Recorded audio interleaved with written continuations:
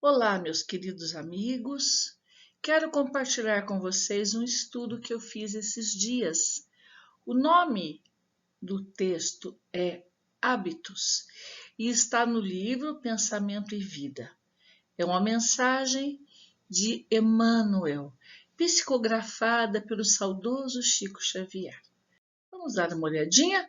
O que é hábito? A gente começa perguntando para entendermos toda a mensagem do amigo espiritual. É maneira usual de ser, fazer, sentir, é costume, é regra, é modo, é maneira permanente ou frequente de comportar-se, mas também é conhecido como mania. Muito bem. O hábito, segundo o autor, é uma esteira de reflexos mentais acumulados, operando constante indução à rotina. Então, nós temos o hábito, nós temos a rotina, o costume de fazer deste ou daquele jeito.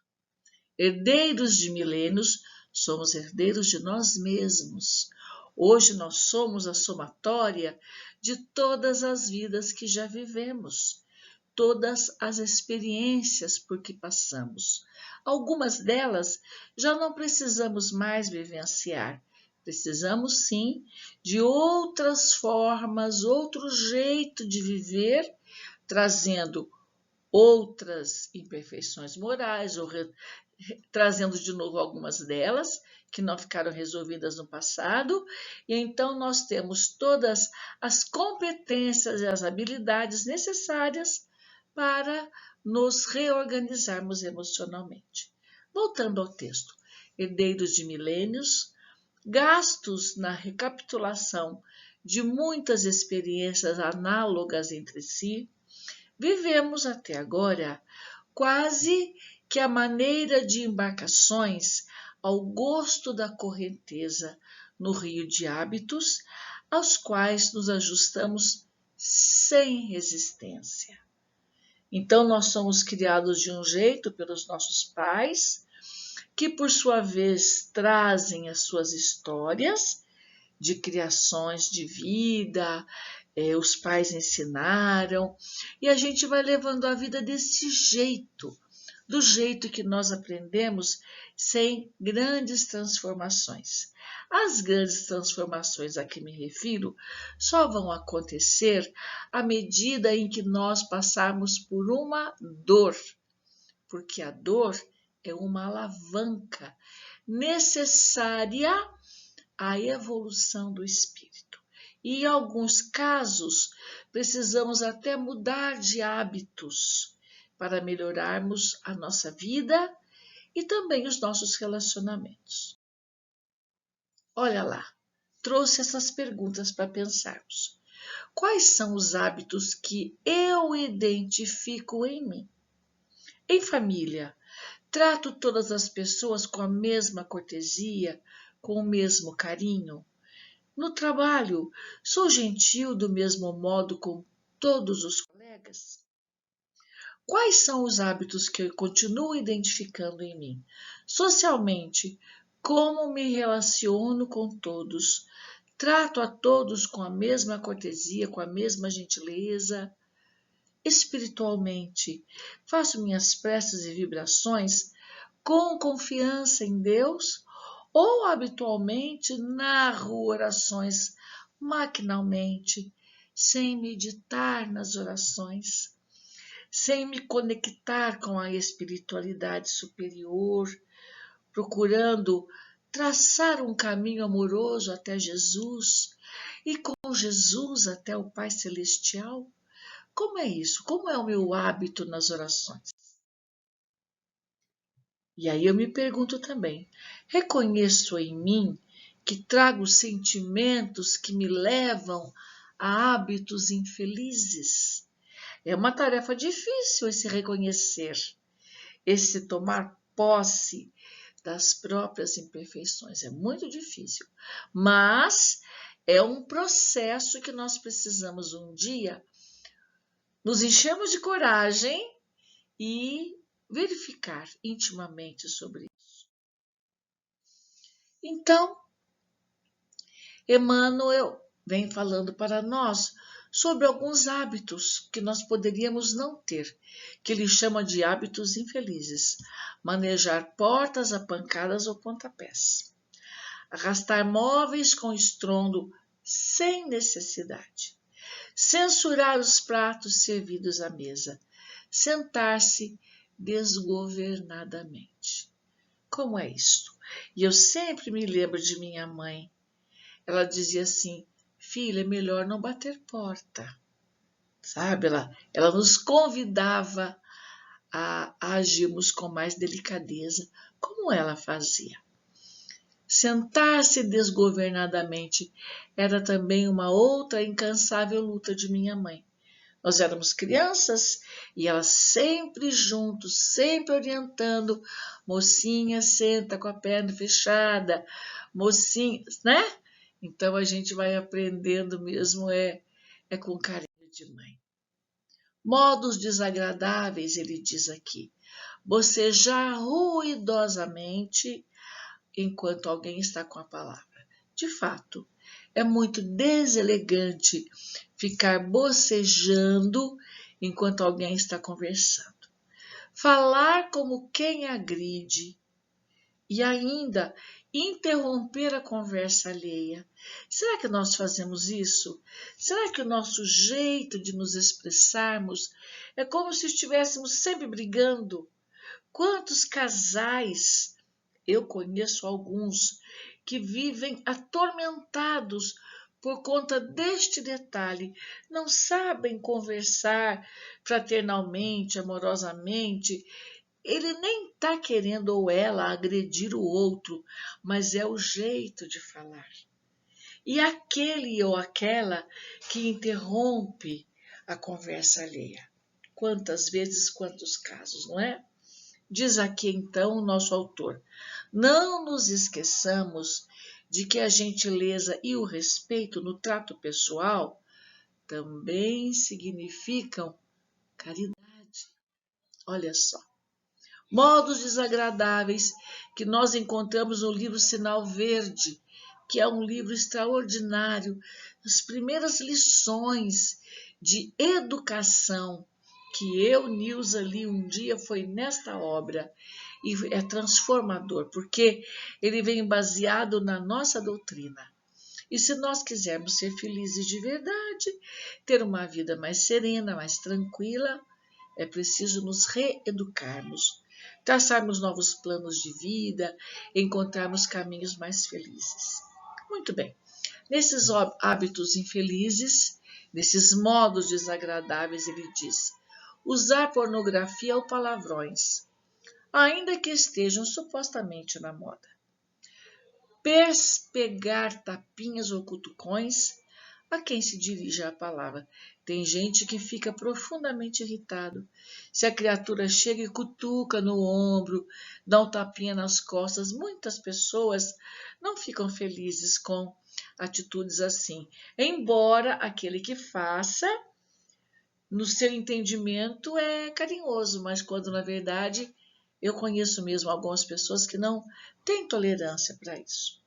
O que mais que ele diz? Comentar desfavoravelmente a situação de qualquer pessoa.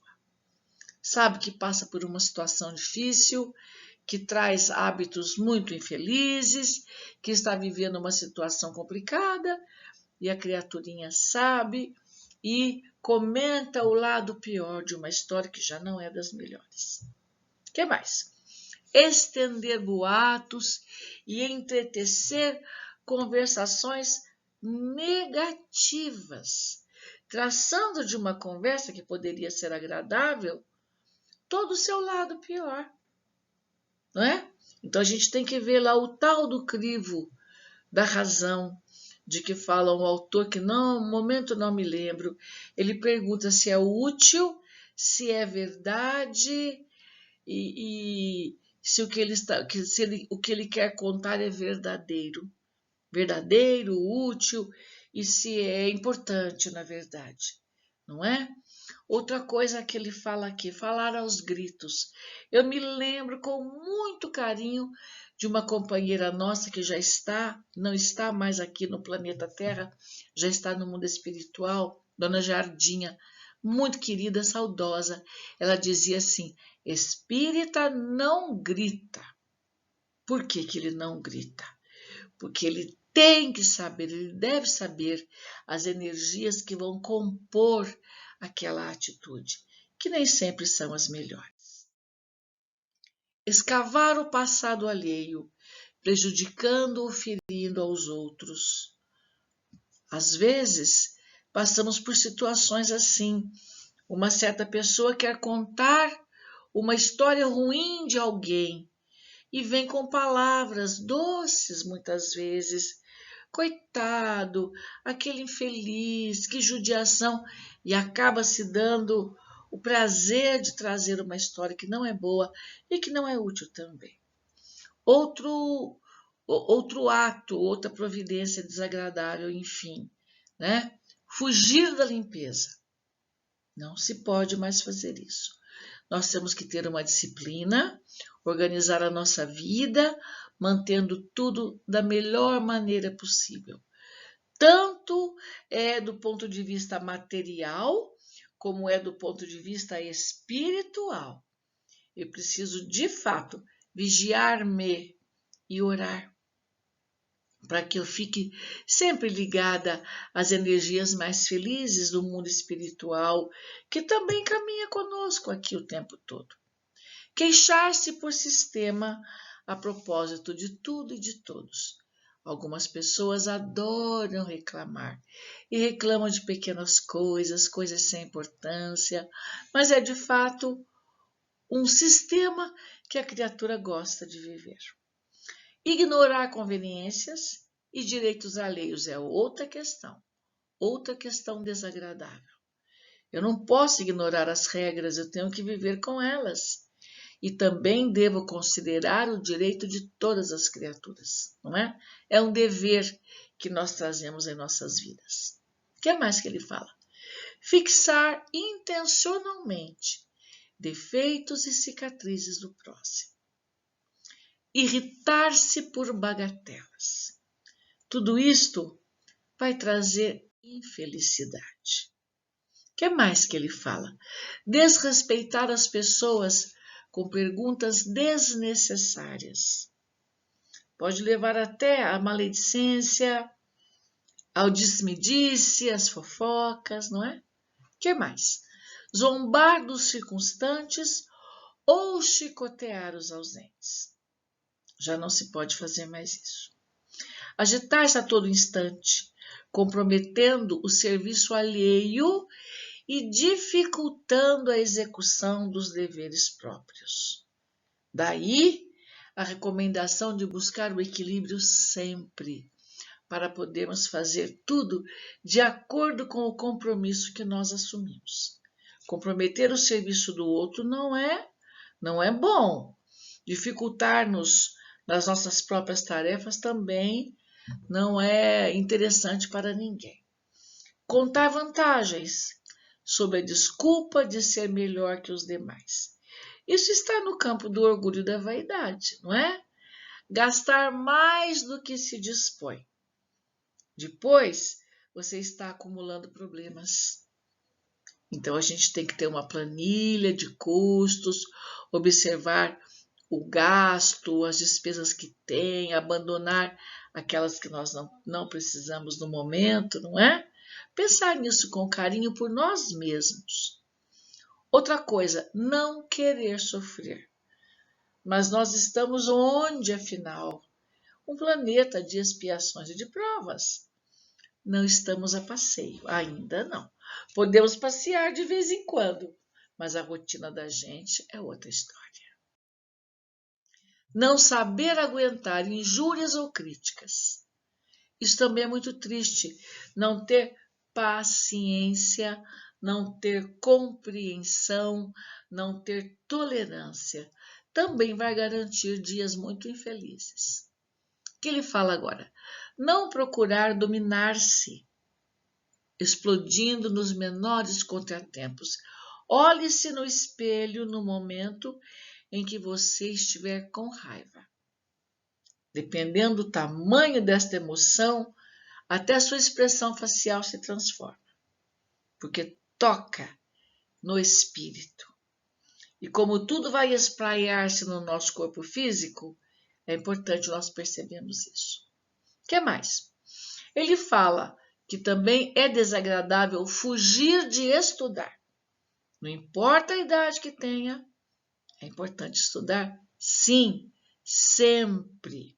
A doutrina dos espíritos, então, porque a gente pensa que sabe, quando você vai dar de encontro consigo mesmo, vai perceber que sabe só um pouquinho, muito pouquinho, e que tem mundo para aprender.